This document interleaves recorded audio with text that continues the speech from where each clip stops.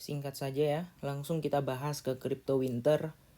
Bottomnya di mana kira-kira? Nah, banyak jurnal yang mengatakan Bitcoin bakal di bawah 30.000 dan kejadiannya udah terjadi. Bahkan sangat cepat dan diprediksikan kalau misalnya 30.000 itu bisa mencapai di kuartal ketiga. Bahkan sekarang baru pertengahan kuartal kedua ya, di bulan Mei. Pertengahan kuartal kedua di bulan Mei ini udah 30.000 geng. Dan keluar prediksi terbaru. Nah kali ini disclaimer ini bukan prediksi aku ya. Nah biasa kan aku bilang ini prediksi aku. Nah sekali lagi aku ingatkan, ini bukan prediksi aku dan tanda kutip ini punya orang. Kita bakal lihat aja kira-kira referensi orang itu gimana dan uji validitas. Oke langsung aja.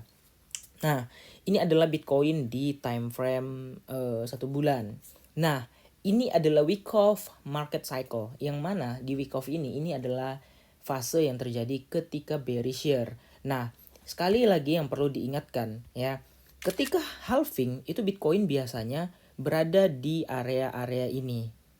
Nah, jadi dia di break even pointnya di sini, di break point ya, bukan break even, break point, dia langsung mengalami rally yang sangat, mengalami rally yang sangat dahsyat dan kemudian setelah fase distribution mereka akan mengalami bubble. Nah, di mana di bubble ini kurang lebih dengan harga menjelang dia halving.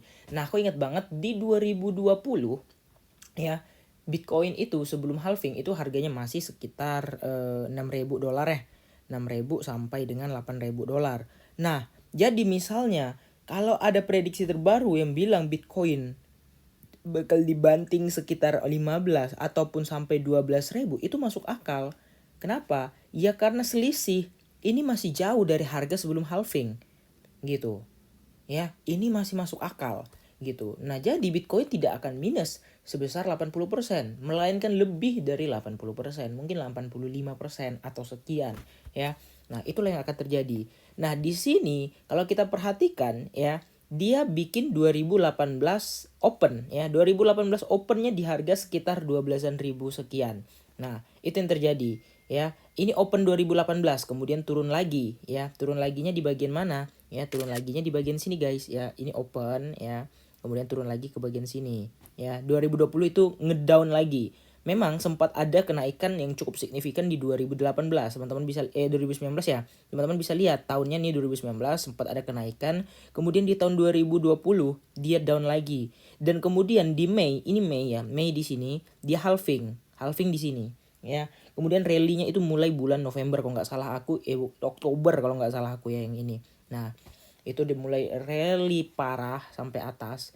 Nah, kemudian masuklah dia ke fase distribution dan prediksinya ya 15 sampai 12 ataupun 16 sampai 12 ya, kira-kira segitu dan kira-kira di range inilah kita bermain.